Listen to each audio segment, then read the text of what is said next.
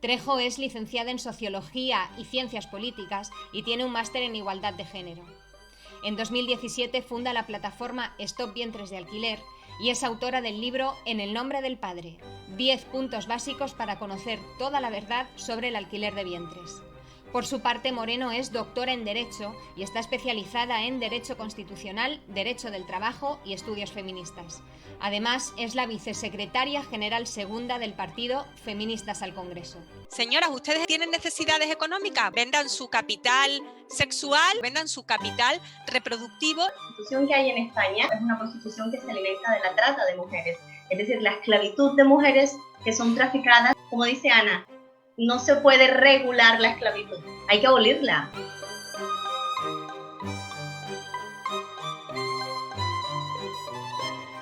En la primera parte del programa habíamos dejado la conversación en todas las condiciones que se le imponían a las mujeres para someterse o para ser la incubadora de aquellas parejas que querían tener hijos.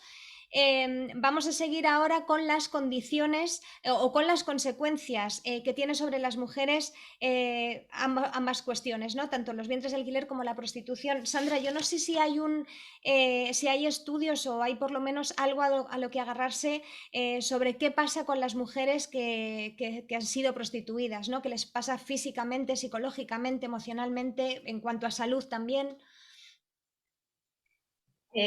Sí, la prostitución, las mujeres que sufren violencia sexual, como es el caso de la prostitución, sí está documentado que son mujeres que sufren un trauma, el trauma de lo que supone soportar el convertirte en una sierva de otra persona que hace contigo lo que le apetece, ¿no? Y sobre todo en una cuestión tan delicada como es la intimidad sexual. Y donde no tienes ninguna opción de elegir. Las mujeres prostituidas no eligen a las personas con las que tienen sexo, ni la manera como tienen sexo, ni las condiciones antes, durante y posteriores en las que tienen sexo. Eso genera traumas de distinta naturaleza. No solamente es el daño físico, las enfermedades de transmisión sexual que suelen sufrir, ¿no? Sino también los trastornos mentales, emocionales, psíquicos, el daño psíquico que causa el haber sufrido esta clase de violencia, ¿no? Sobre todo porque suelen ser las personas que prostituidas suelen tener un periodo de explotación más o menos largo y suelen empezar siendo muy jóvenes, se marchitan prematuramente y claro, el dolor, el daño interior es muy grande.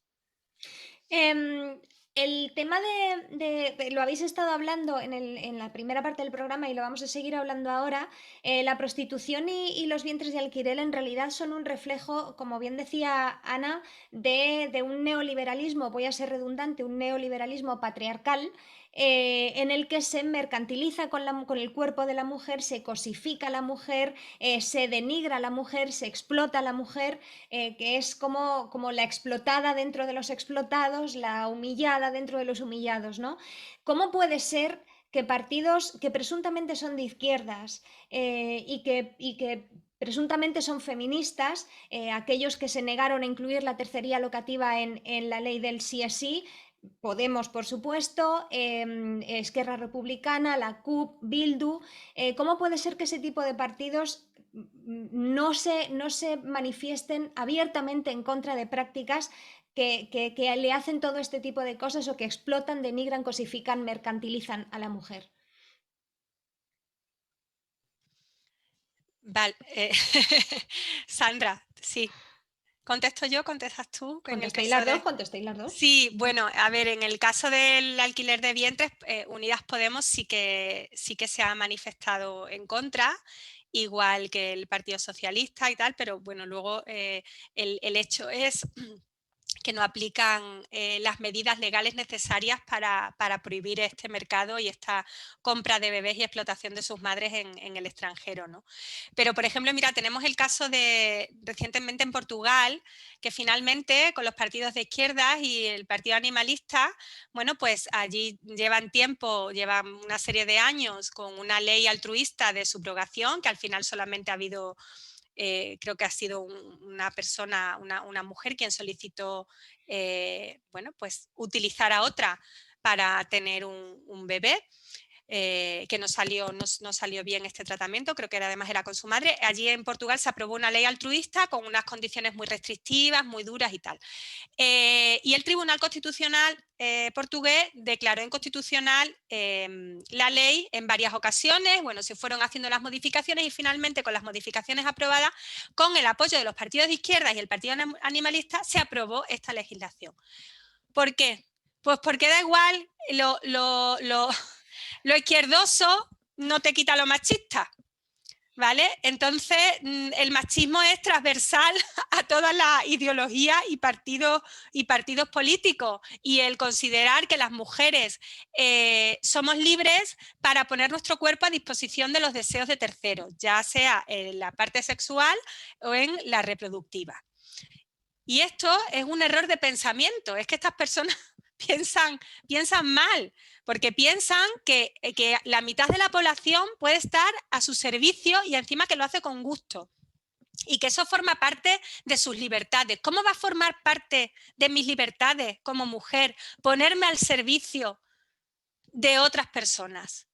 Es que es inadmisible y es una manera incorrecta de pensar, y ya te digo que es que atraviesa, bueno, pues el sexismo, el machismo y la misoginia, pues atraviesa también a la izquierda, ¿no? Sandra. Y en el...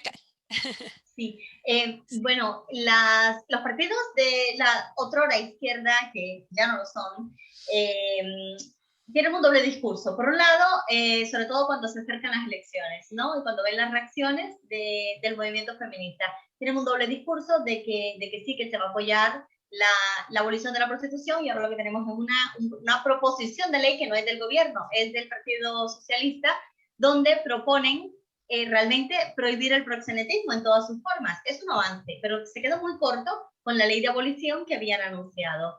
En lo que tiene que ver con los vientres de alquiler, lo mismo, que no es el vientre, sino, como dice Ana, el cuerpo, todo el cuerpo de una mujer y sus libertades y todo su ser al servicio de la gestación de un ser que van a comprar otras personas que están violando la ley. Entonces, cuando lo promueven y dicen que lo van a prohibir y tal, por otra parte, tienen la instrucción, y la instrucción ha sido, la han mantenido durante todos estos años, ¿quién? El Partido Socialista, que supuestamente es el partido de izquierdas, ¿no? Y el partido que se había adjudicado ser el abanderado del feminismo en España. Los partidos de la otra izquierda han abandonado la justicia social, han abandonado lo que significa ser de izquierda, que es la lucha por la justicia social para mejorar las condiciones de vida de las personas, sobre todo las condiciones de vida en este caso, para que sea una sociedad democrática, las condiciones de vida de las mujeres y los hombres.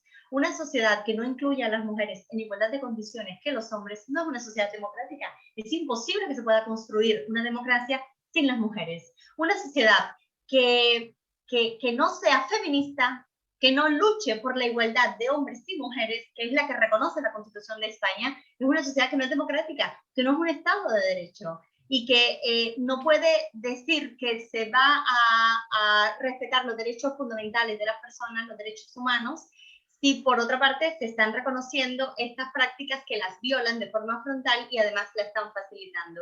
¿Por qué los partidos de izquierda han abandonado la izquierda? Lo que caracteriza a la izquierda, porque han abandonado la lucha por la justicia social. ¿Por qué lo han hecho? Porque se han vendido al capital. Son partidos neocapitalistas, neoliberales dentro del capitalismo. No lo hacen de la misma manera que la derecha, lo hacen de una manera que incluso es peor, porque al menos la derecha sabes cuáles son sus planteamientos, cuáles son sus postulados, y además no ponen en peligro los derechos de las mujeres, como sí lo están haciendo de manera frontal los partidos de izquierda.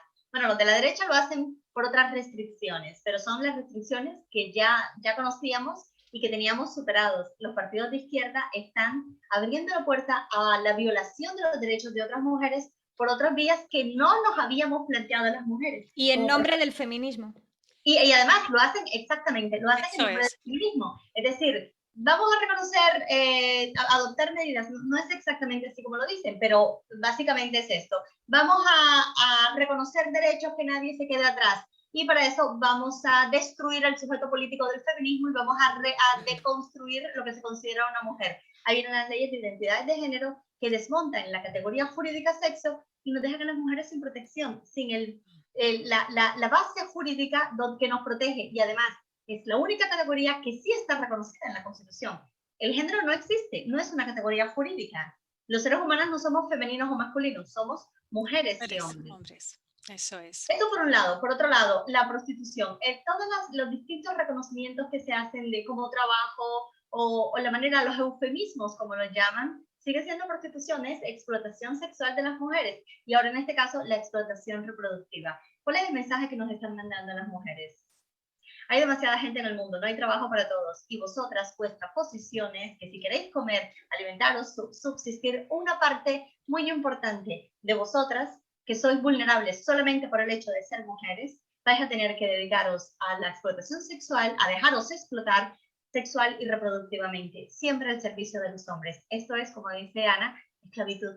Es una manera de esclavitud, no desconocen la humanidad nuestra dignidad. Nos están pidiendo que abdiquemos de nuestra condición de seres humanos y aceptemos ser incubadoras, como el caso de la explotación reproductiva, o agujeros penetrables, como el caso de la explotación sexual. O que dejemos de ser mujeres para satisfacer los deseos y las ilusiones de los hombres que invocan tener una identidad femenina. Claro. Y esto lo ha traído la izquierda.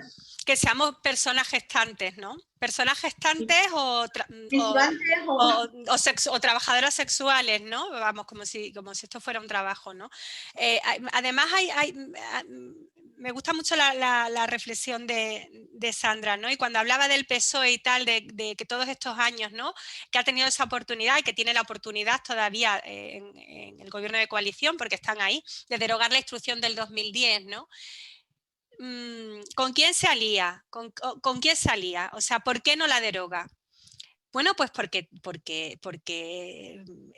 claro, las conexiones con, al final, personas poderosas que son y privilegiadas, que son las que acuden a este mercado de la subrogación internacional, de la compra de bebés en el mercado de la subrogación internacional, tienen conexiones de poder, están conectados en el poder, da igual con los partidos, pero en este caso con el Partido Socialista, que además, bueno, pues Pedro Cerolo fue, junto con Beatriz Gimeno, quien en 2010 consiguieron que se aprobara esta instrucción precisamente para que parejas homosexuales no tuvieran problemas de traerse a los bebés que compraban en Estados Unidos, ¿no? Porque empezaron a tener problemas, porque claro, cuando iban las parejas heterosexuales a Estados Unidos, en el consulado decían, hay un padre y hay una madre, venga, pues ya está, firma el papel vuestro.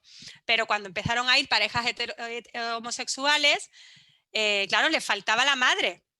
Entonces, bueno, hubo ahí una campaña, además, de recogida de firmas, de la que un miembro del PSOE se siente muy orgulloso. Fue una campaña en la que se recogieron muchísimas firmas exigiendo al gobierno la aprobación de esta instrucción.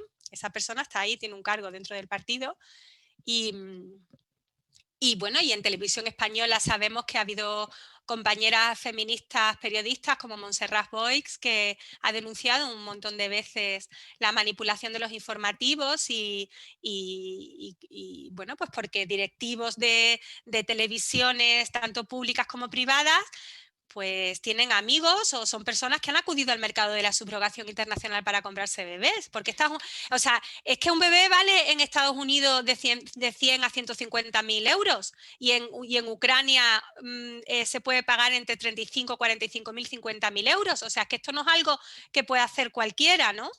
Entonces, los ricos compran y las pobres no tienen más remedio que venderse. Y los ricos entre ellos, independientemente de qué ideología tengan, tienen conexiones y afinidades y protegen sus intereses, ¿no? Los intereses de los privilegiados, donde desde luego, la que me está dando hoy el ordenador, perdonad, donde desde luego no se tiene para nada en cuenta, bueno, lo que hablaba Sandra también, que me gusta mucho cómo lo como lo cuenta, ¿no? Y con qué pasión me encanta cuando habla de la dignidad de las mujeres, ¿no? Esa que nos quieren quitar con estas dos prácticas. Voy a recoger...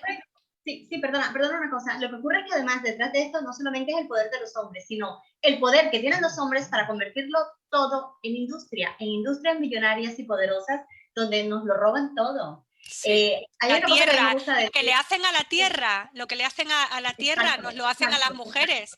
Ese extractivismo, ¿no? Exacto, las mujeres somos las madres de la humanidad, pero los hombres no nos ven así, no nos ven como sus madres, como las madres de los hombres y de los mismos dioses, nos ven como las putas, a las que hay que explotar de todas las formas posibles. Así es como la sociedad sigue viendo a las mujeres. Y eso es algo con lo que tenemos que rebelarnos. Por eso precisamente, en vista de que hemos perdido en todos los partidos con opción de poder, que no hay ni uno solo que defienda a las mujeres, que defienda el feminismo, es decir, el reconocimiento de la igual dignidad y humanidad de mujeres y hombres, hemos tenido que fundar un partido político a las mujeres que decimos, ¿a dónde vamos a parar? Si hasta va a desaparecer el sujeto político mujeres, si van a desaparecer los derechos fundados en el sexo, derechos que están reconocidos a nivel internacional para proteger los derechos de las mujeres y las niñas. Que las mujeres tengamos que unirnos entre nosotras y fundar, sacar de la nada y fundar un partido político con las uñas, con nuestro propio esfuerzo, dice mucho de la clase de país que tenemos y de la clase de sociedad que actualmente tenemos y la que le esperan nuestras hijas. Todos los avances sociales que se hicieron durante el siglo pasado en reconocimiento de derechos para las personas y reconocimiento de derechos para las mujeres, y cuando beneficiamos a las mujeres, siempre beneficiamos a toda la sociedad, todos estos derechos están en peligro.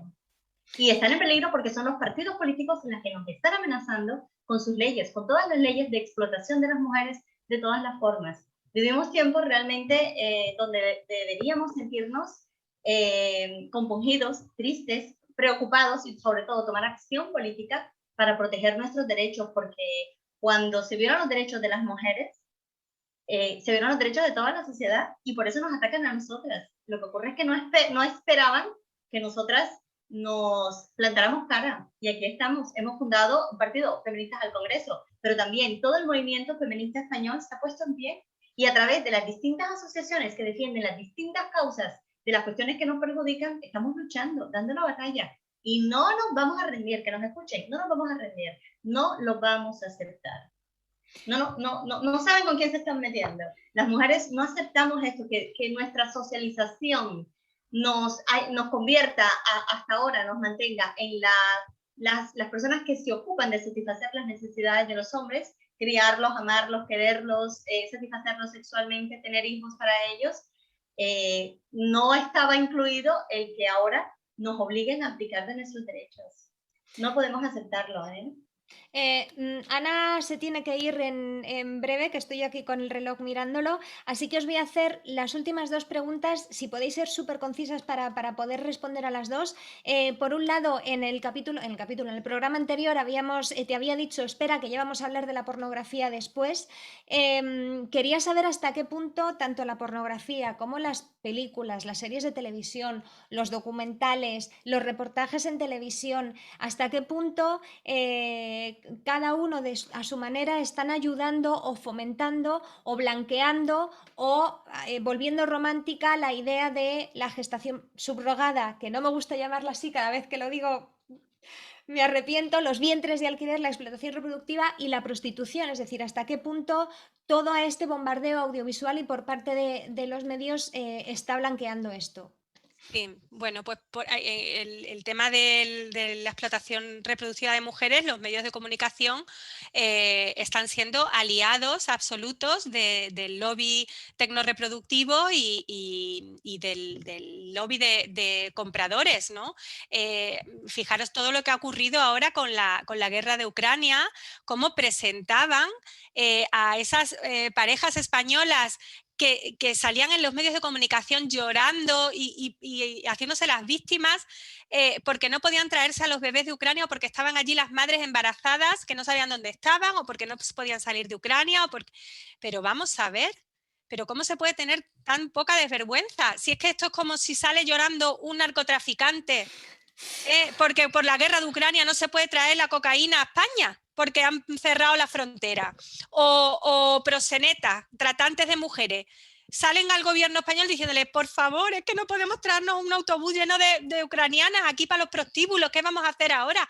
Es que estamos hablando de lo mismo, es que estamos hablando de una violación de derechos humanos, de una violencia gravísima, que es o sea, que no es que lo diga yo, que lo dice Naciones Unidas, que la subrogación comercial que se practica actualmente en el mundo constituye venta de seres humanos y que es un atentado contra la dignidad de la mujer que se utiliza como materia prima. O sea que esto legalmente, a nivel del derecho internacional, está reconocido así. Y llegan estas personas a la televisión, a las emisoras de radio, a contar historias de que qué pena que no pueden tener hijos e hijas y que han tenido que irse a Ucrania. No, esto no se puede permitir. Esa no es la historia. La historia es la de las mujeres, de las que solo sacan la barriga. Las mujeres no somos una barriga, somos seres humanas, y somos sujetos de derechos humanos. Y como dice Sandra, estamos en un momento histórico muy determinante, donde hay bueno, pues una lucha feroz de todo el sistema, de todo el sistema patriarcal en su alianza con el neoliberalismo, por despojarnos a las mujeres de derechos y empobrecernos aún más para que haya una subclase de mujeres. Pero que las que no van a pertenecer a la subclase de mujeres van a estar igual de oprimidas. Entonces, claro que la cultura audiovisual y de los medios de comunicación está inserta y forma parte de la cultura patriarcal y no se despoja de ese mensaje. Por eso necesitamos, y yo agradezco mucho tu invitación, necesitamos a medios de comunicación feministas que tengan un análisis de la realidad con perspectiva de género, con perspectiva feminista, que sepa analizar la diferencia perdón. El ordenador es machista, hasta aquí. El ordenador me tiene fritas, que lo estoy agarrando, porque lo he puesto aquí en una tripa que se me vea la cara. Y bueno, entonces necesitamos medios de comunicación y necesitamos una cultura necesitamos ser creadoras, las mujeres, de contenidos culturales y en los medios de comunicación. Necesitamos estar formadas en feminismo y en saber ver cómo esta sociedad es absolutamente desigual en base al sexo de las personas. ¿La pornografía ha influido positivo o negativamente? Porque sí que se habla o sí que hay estudios que dicen que hay una relación entre pornografía y violencia sexual, es decir, manadas o formas de entender el sexo ya entre los adolescentes, pero también influye en la prostitución. Totalmente. La pornografía es, y además etimológicamente, significa prostitución, esclava sexual, porque realmente lo que significa es esclava sexual gráfica. Y ha existido desde siempre. Ahora en filmes, en distintos medios audiovisuales, pero antes en las vasijas y en las piedras y en las distintas expresiones artísticas, ¿no?, de los hombres, que generalmente en la antigüedad era más que todo entre relaciones con esclavos, ¿no? ¿Por qué? Porque las personas a las que se dominaban sexualmente eran o los hombres a los que se sodomizaban o las mujeres a las que se esclavizaban, ¿no? Entonces, la pornografía siempre ha existido, no es algo nuevo que se haya inventado en los años 60 o que haya traído el rey de España, salvo sino lo moderno es que se hace a través de los medios que actualmente tenemos, ¿no?, los medios audiovisuales. Pero la pornografía es, como decía Andrea Dworkin y Catherine McKinnon, y las distintas teóricas feministas que han estudiado este fenómeno, la pornografía es violencia sexual explícita que constituye escuela de violadores y escuela de hombres que el primer paso antes de violar es ir a una prostituta. Y realmente eso es lo que hacen cuando un hombre busca a una mujer prostituida para tener sexo con ella. No está teniendo sexo, eso no es sexo, no hay deseo, está teniendo violencia sexual que impone por un billete y que se queda impune precisamente porque ha pagado. Es violación y de ahí vienen las hordas de violadores que están surgiendo por todas partes. No es que haya hombres violadores por todas partes, no es eso, pero sí que están saliendo muchos hombres que agreden a mujeres. Cada vez ha aumentado en todos los indicadores la violencia sexual contra mujeres y niñas, y ya no lo perpetran solamente los hombres y hombres marginales, que era lo que sucedía antes, sino hombres de cualquier estatus social, y los violadores cada vez son más jóvenes, y el nivel de violencia que se emplea cada vez es más agresivo, y a quienes atacan son mujeres y niñas cada vez más jóvenes. Es decir, la pornografía está pervirtiendo la mente de los hombres y de las mujeres. En los hombres, porque les invita a ejercer violencia sexual y además a hacer creer que a través de los golpes, el embestir a las mujeres, el degradarlas, denigrarlas, les hace sentir satisfacción y tener poder. Y a las mujeres que ven prostitución, porque también, perdón, pornografía, porque también, así como los niños están expuestos desde los 8 años a la pornografía, las chicas también empiezan a exponerse a partir de los 10, 12, 13 años, cuando le dan el primer móvil y están expuestos a la pornografía, que es gratis y está por todos lados. Las niñas empiezan a asumir el rol de sumisión sexual y de pensar que todo esto forma parte del protocolo del sexo. Y esto no es sexo, esto es violencia sexual. Las mujeres no son mujeres, no son personas en la pornografía. Las mujeres son vulvas, anos, pechos que los hombres someten y denigran, y en eso se convierten. La pornografía está causando un daño terrible. Yo creo que en medio de todo este contexto es súper importante recuperar o poner en valor el erotismo feminista, o desde el respeto a los derechos humanos, a la dignidad de las personas, y poner el deseo en el lugar correcto, no este deseo que se está vendiendo, que es un deseo viciado, ¿no? Porque si tú deseas comprar un bebé o deseas violar a una mujer pagando, es un deseo viciado. Entonces nos surge a las mujeres. Por eso es muy importante lo que estás haciendo, María, ¿no? Y a todas las comunicadoras y a todas las creadoras de contenido y artistas y ser creadoras, y en este mundo audiovisual que nos interpela tanto y que forma parte de nuestras vidas, y que nuestras creaciones, donde ese erotismo igualitario, ese deseo compartido y digno y respetuoso aparezca, ¿no? Porque los jóvenes y las jóvenes necesitan otros referentes, y la sexualidad, el deseo, el erotismo es una parte muy importante de nuestras vidas, ¿no? Entonces tenemos que ser capaz, aparte de hacer esta crítica y de denunciar esto y de alertar a las jóvenes y a los jóvenes de lo que esto supone y de lo que perjudica, de lo perjudicial que es para sus propias vidas y para toda la humanidad, y para los derechos de todas y todos, especialmente de todas, evidentemente. Necesitamos también, bueno, pues buscar otras vías, ¿no? Y decir, bueno, esto sí, ¿no? Y dentro de esto sí, evidentemente, una amplia gama, ¿no?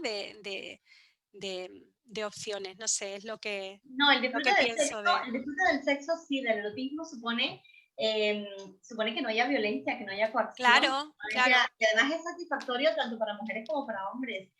Realmente no es difícil entender cómo se ha pervertido. Claro. Las industrias han pervertido la idea de la sexualidad, que no tiene nada que ver con lo que se ve en los contenidos pornográficos. Claro, esto es como la comida basura, ¿no? Que está tan extendida, ¿no? O sea, todo lo industrial, lo que se convierte en un negocio global, al final siempre es a costa de la tierra, de los seres humanos, de su integridad, de su dignidad y de su salud, ¿no?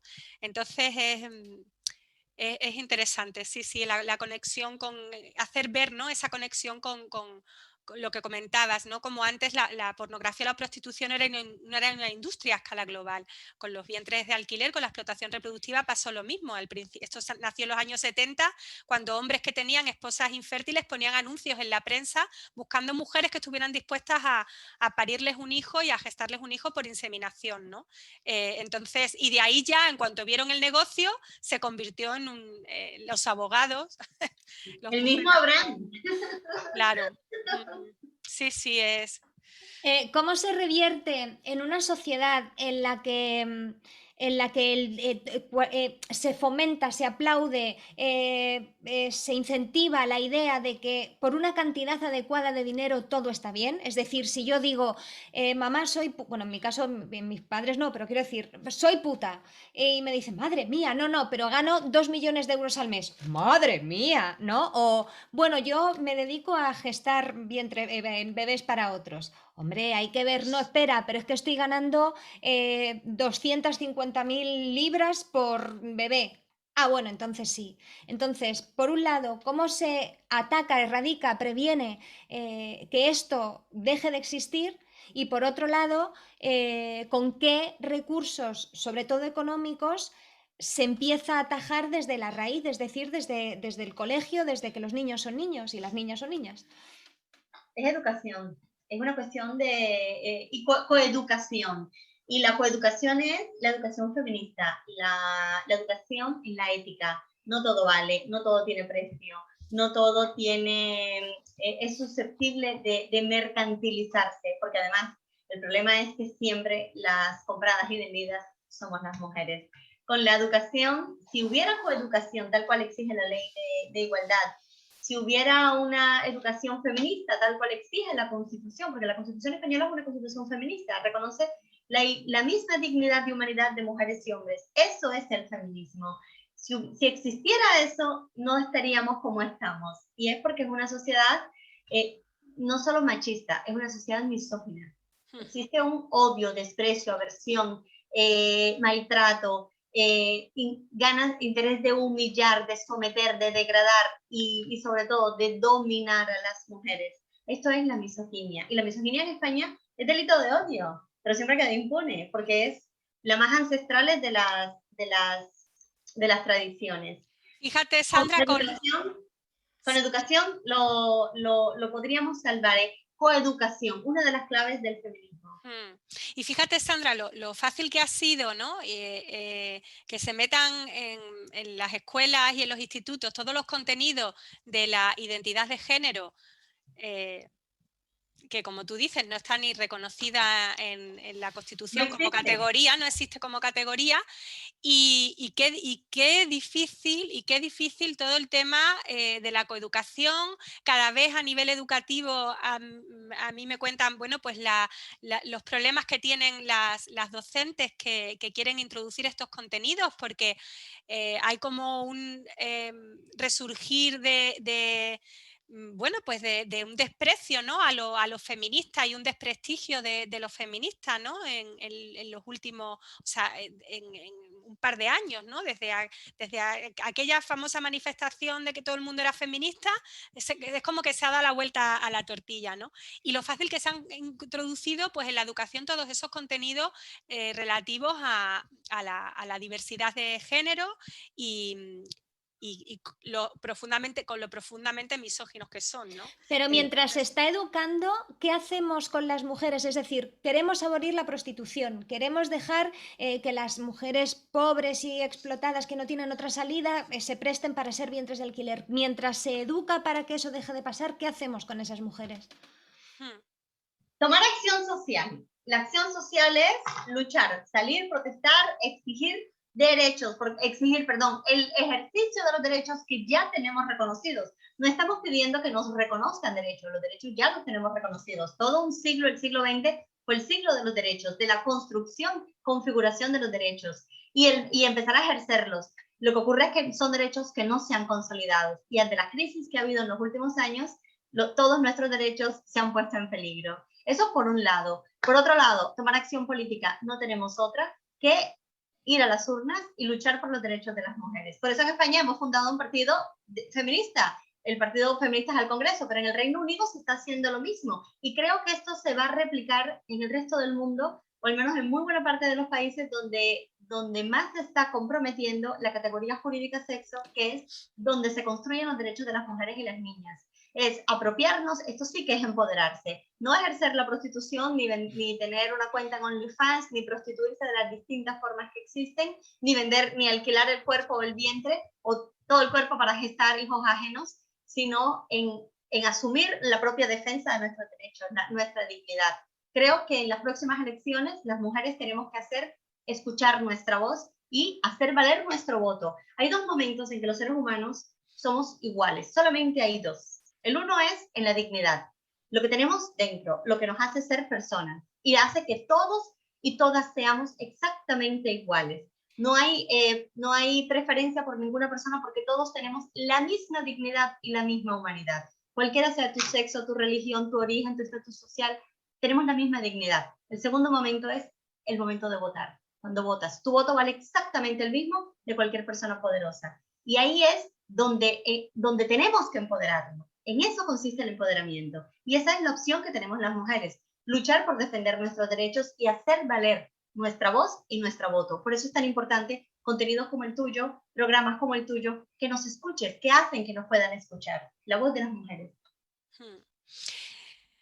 Yo cada vez me gusta menos la palabra empoderamiento y yo lo que pido para las mujeres no es empoderamiento, yo pido poder para las mujeres. Exijo el poder que nos pertenece como mitad de la población que somos, ¿no? Poder en todos los ámbitos, en todos los ámbitos que hay un déficit de poder de las mujeres, ¿no? En el ámbito político, en el económico, en el cultural, en el científico, en todos. Entonces, las mujeres necesitamos conquistar ese poder que por derecho nos pertenece.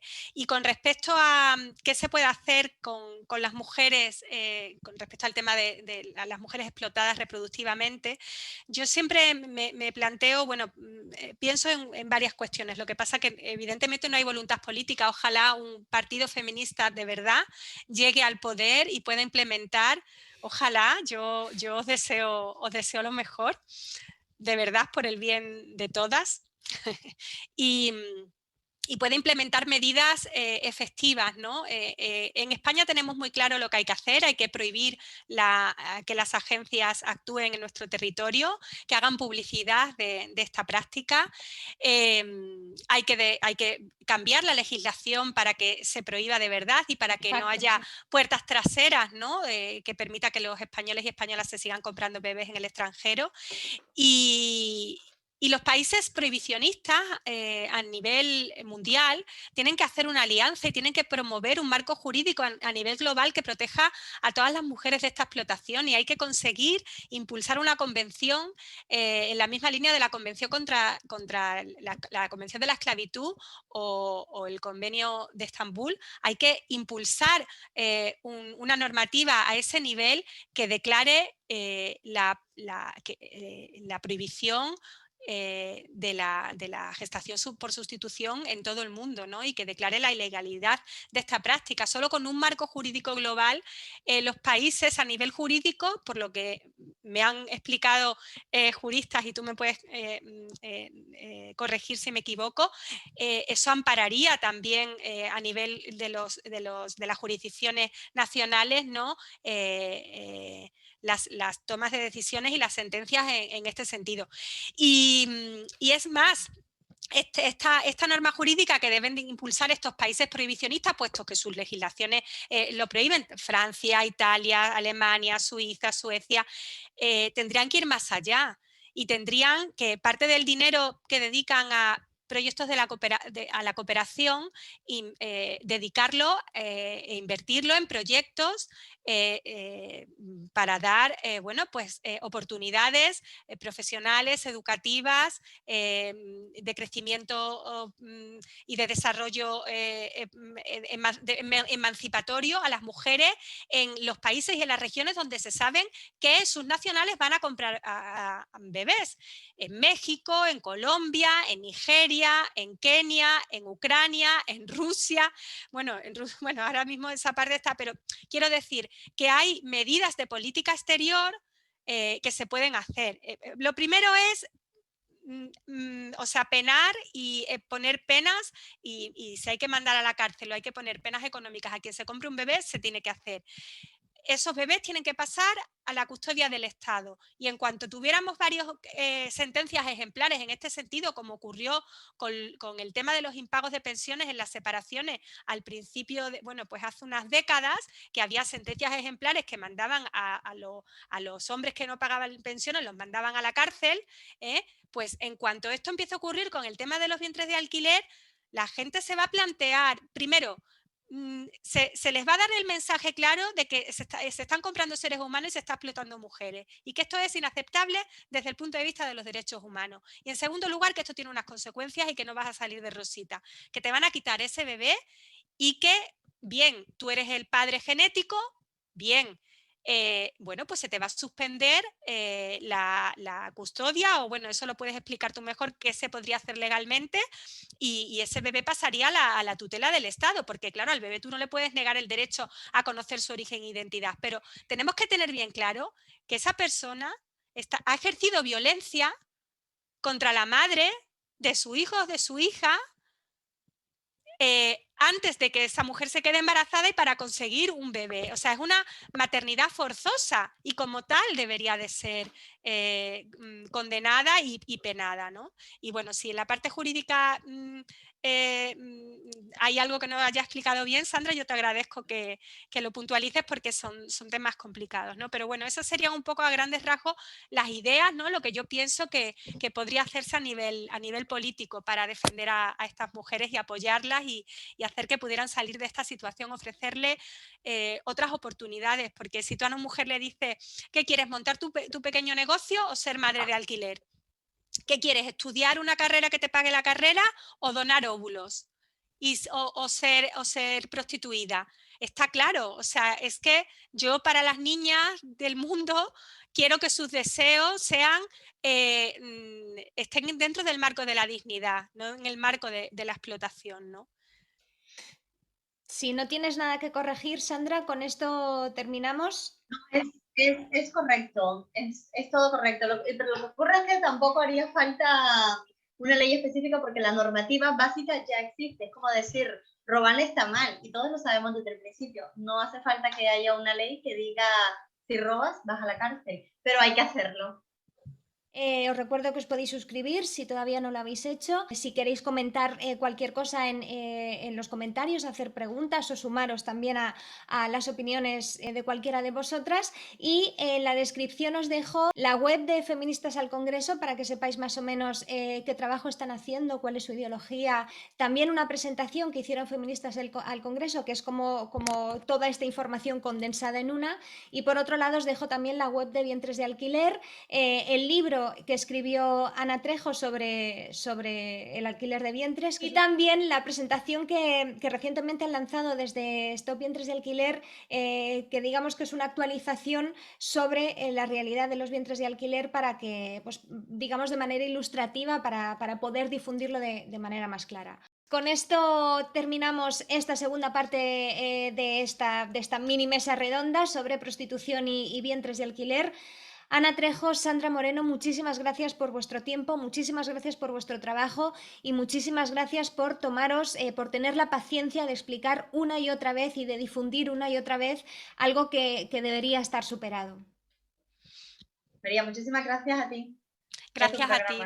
Gracias, María. Y Sandra, un placer. Me ha encantado desvirtualizarte y conocerte así, bueno, aunque sean virtualmente, pero ponerte cara, ponerte rostro. Estoy encantada de haber compartido este ratito con las dos. Igualmente, muchísimas gracias.